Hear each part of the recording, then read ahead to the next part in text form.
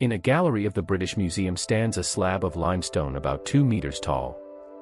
It is carved with the figure of a king, and covered top to bottom in wedge-shaped script. It was cut in a hurry. The scribe made mistakes.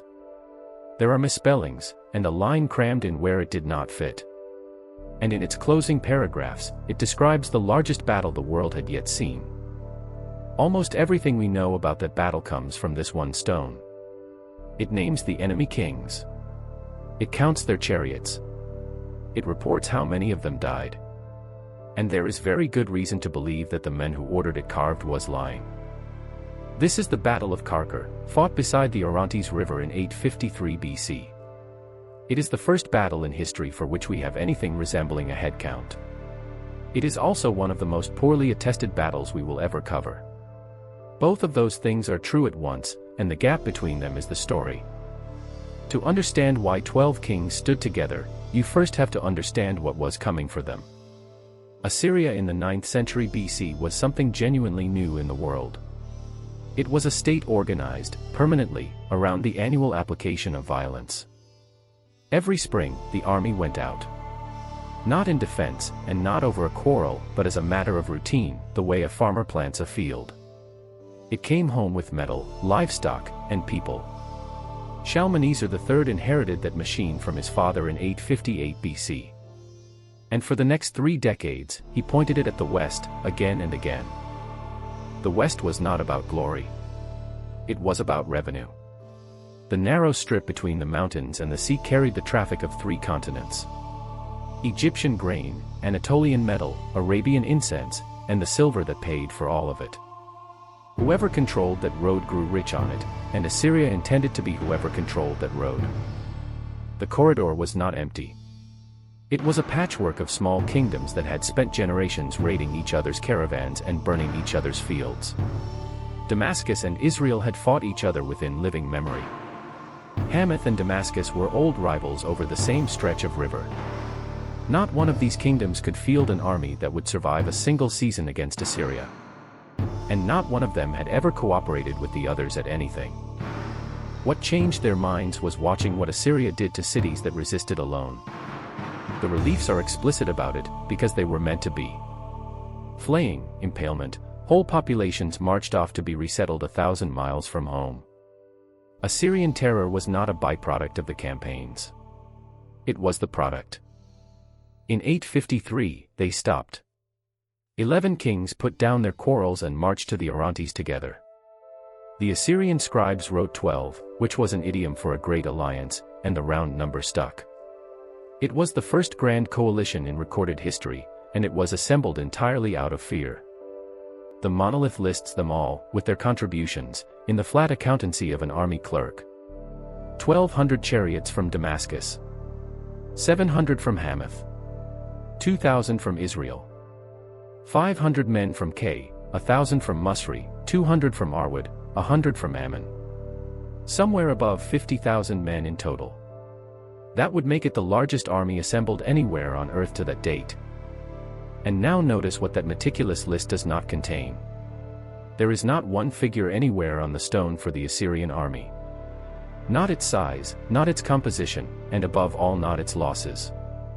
Assyrian royal inscriptions itemize the enemy down to the last 100 spearmen. But in 3 centuries, they never once state their own numbers.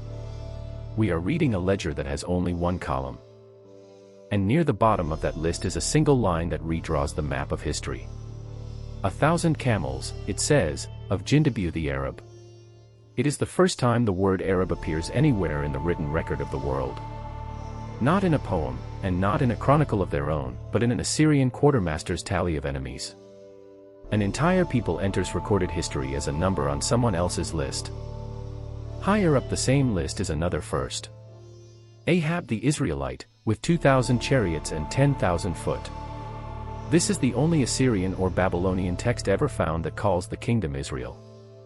For the next 2 centuries they would call it the house of Omri instead.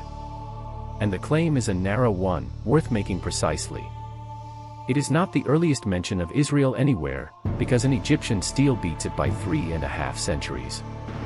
But it is the only time the Assyrians, who wrote about that kingdom for 200 years, ever used its actual name.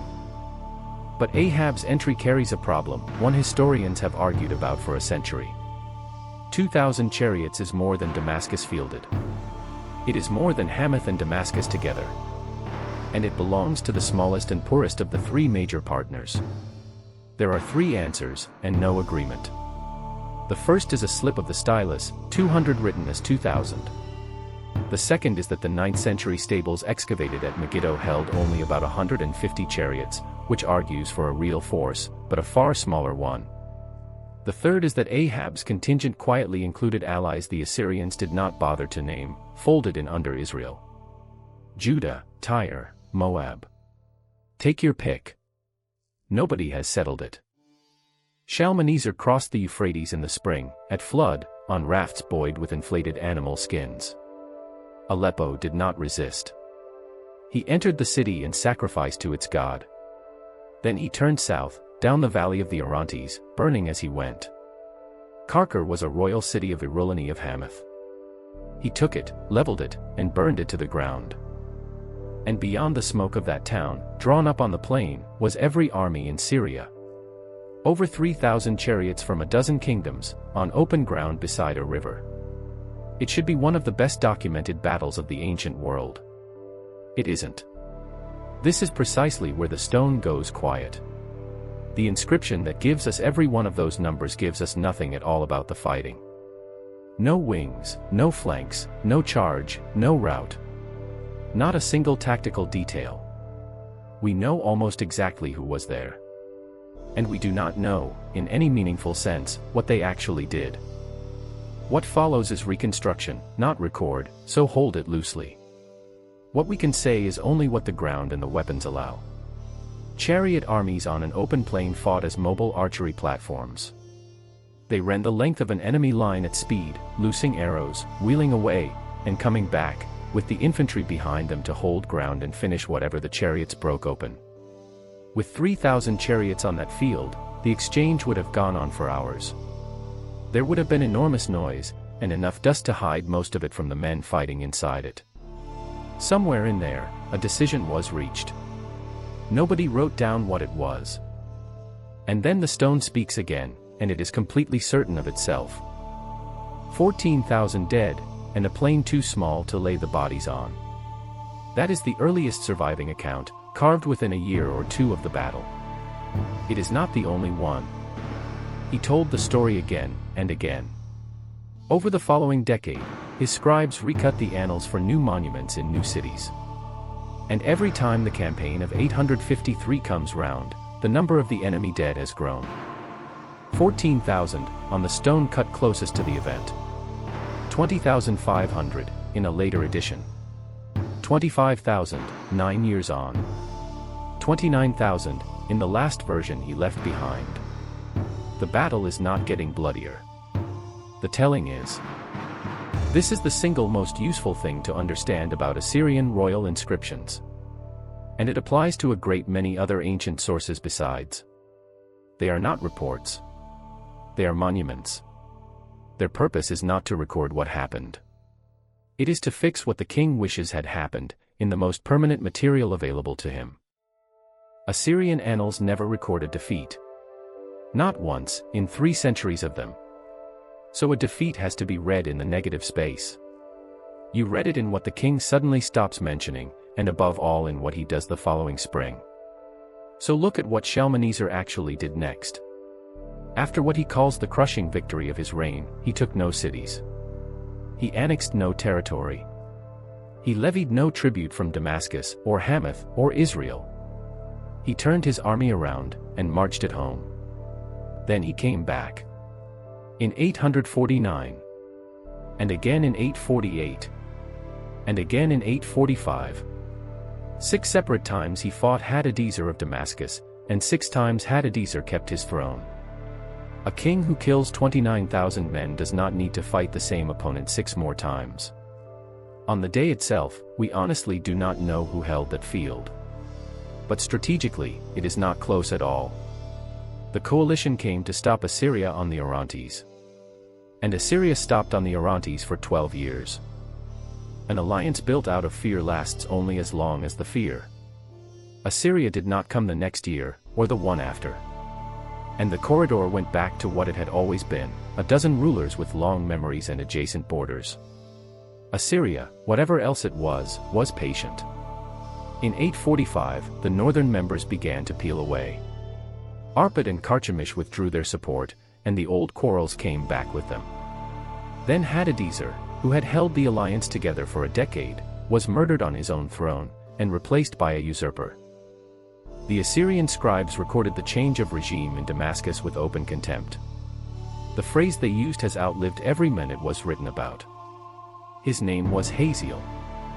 He would prove a far more dangerous enemy than the king he replaced. But he would face Assyria without a single ally. In 841, Shalmaneser came west again. This time there was no coalition waiting for him on the Orontes. Hazael fought Assyria alone. He was beaten in the field, and shut himself inside Damascus while the countryside around it burned. And in that same year, a king of Israel named Jehu was carved onto a black limestone obelisk. He is shown on his knees, his forehead pressed to the ground, delivering tribute to Shalmaneser. It is the only contemporary image we possess of any Israelite monarch. He is face down in the dirt. 12 years earlier, his kingdom had stood on the Orontes with 2,000 chariots and 11 allies beside it. Now it paid on its own, and so did Tyre, and so did Sidon. The alliance that had held the greatest army in the world at bay was simply gone. And everything it had protected went with it. Qarqar is remembered, when it is remembered at all, for its scale. The largest army assembled anywhere on earth to that date. The greatest concentration of chariots ever brought to a single field. The first grand alliance in the record. And the first appearance in writing of a people who would go on to shape half the world.